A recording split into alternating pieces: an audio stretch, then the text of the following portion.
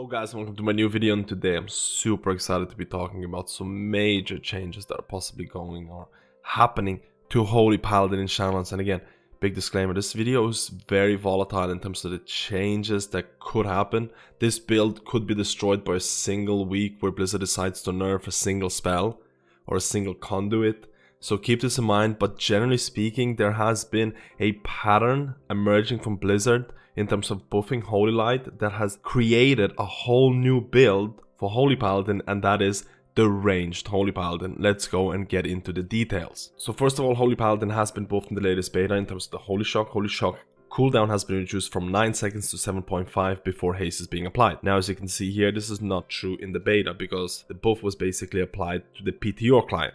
So keep that in mind, and this change indirectly buffs Infusion of Light procs, more Holy Shocks, more Infusion of Light, possibly buffs Glimmer as well indirectly in terms of the talent choices. But the change to Holy Shock is not yet implemented in the beta, so it's going to be hard to showcase how this change has made the ranged Holy Paladin playstyle a bit smoother in terms of Holy Power generation, in terms of how many Holy Lights you can get and things like that. So keep that in mind.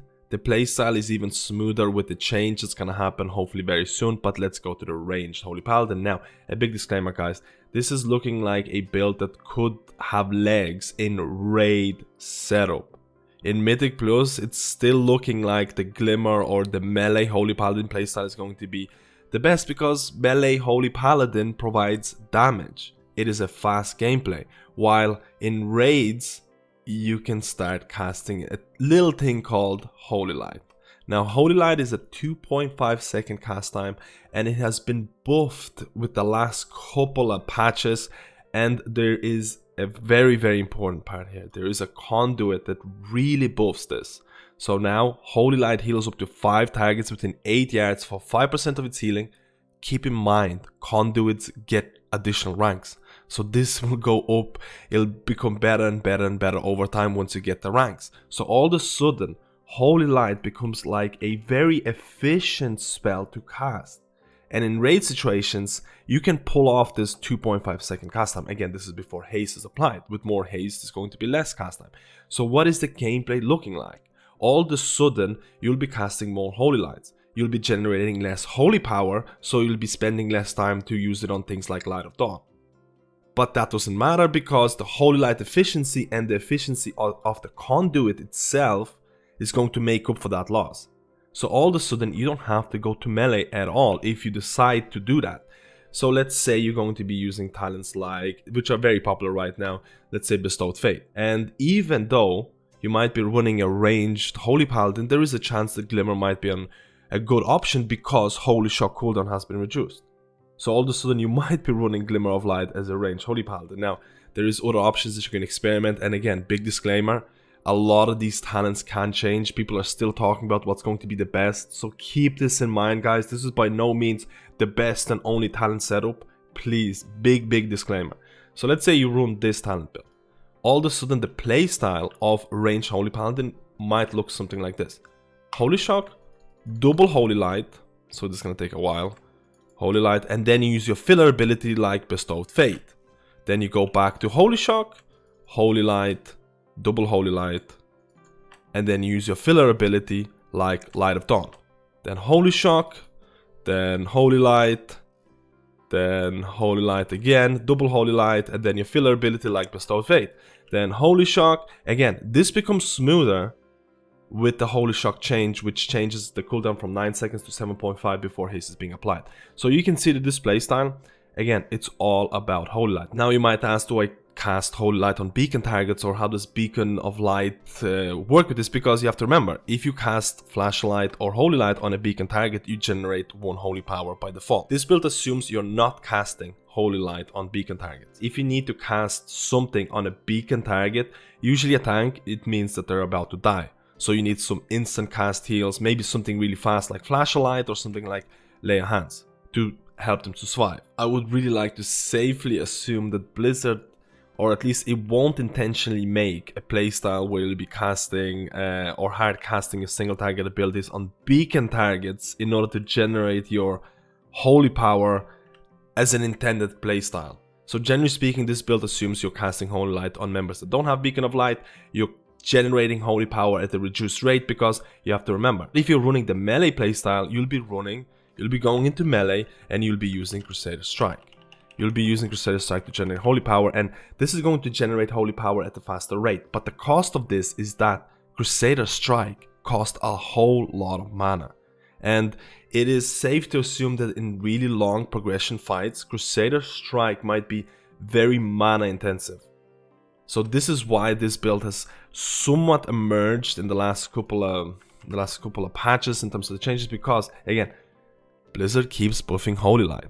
So I really want to know your opinion about this playstyle. When I say the difference between ranged playstyle and melee playstyle, sometimes the difference is not that big. Let's assume, for example, that the melee playstyle, which for example we might use Crusader's Might, melee playstyle a lot of times relies on multiple talents to make it work, like Crusader's Might, Sanctified Wrath, and Glimmer of Light.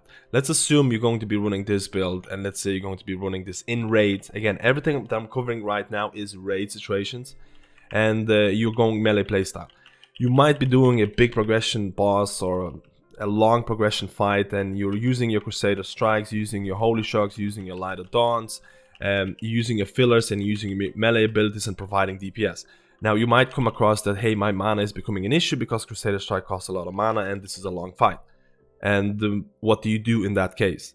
There is a chance that you might just, again, stop what you're doing in melee and start casting Holy Light to save some mana. Casting Holy Light with things like the awesome and amazing conduit.